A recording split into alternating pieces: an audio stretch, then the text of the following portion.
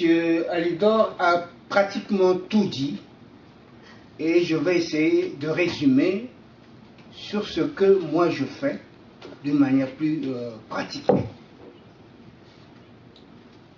L'idée d'épargner m'a été lancée par l'AIS.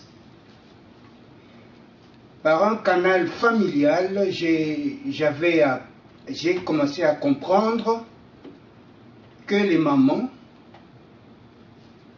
souffraient de la solitude, que les mamans, d'une certaine manière,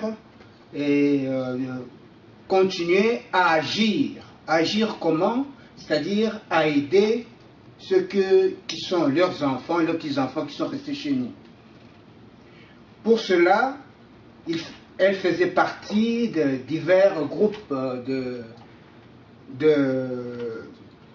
divers groupes qui leur permettaient de cotiser. Malheureusement, cela finissait par poser problème.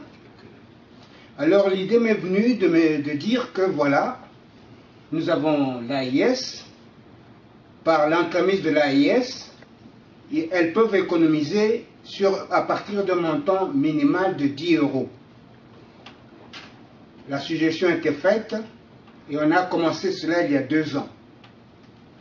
Voilà maintenant 2 ans que nous avons économisé, 2 ans que nous sommes ensemble avec les mamans. Nous nous retrouvons chaque mois, discrètement quelque part, chacun donne son épargne et chacun a un petit carnet sur lequel est inscrit le montant de son épargne. Donc chaque mois, les mamans savent quel est le montant qu'elles ont épargné. Et au fur et à mesure qu'on avançait, on s'est rendu compte que épargner pour que chacune d'entre elles puisse atteindre son objectif n'est pas suffisant. Alors elles se sont dit entre elles, volontairement, maintenant nous allons voir le côté social. Le côté social, c'est épargner un minimum de 10 € obligatoire pour chaque membre. Ainsi, au cas d'un problème, on peut sortir de l'argent pour aider la personne qui est éprouvée, ou la personne qui veut faire une petite fête, ou une personne qui veut envoyer de l'argent au Congo pour sa famille.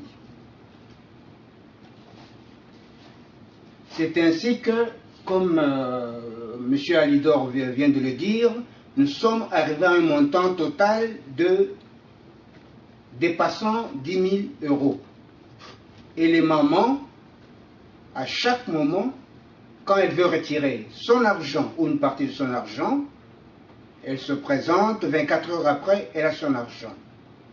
Ce qu'on a instauré, c'est surtout la confiance qu'on fait à moi, leur sponsor, et qu'on fait à l'AIS.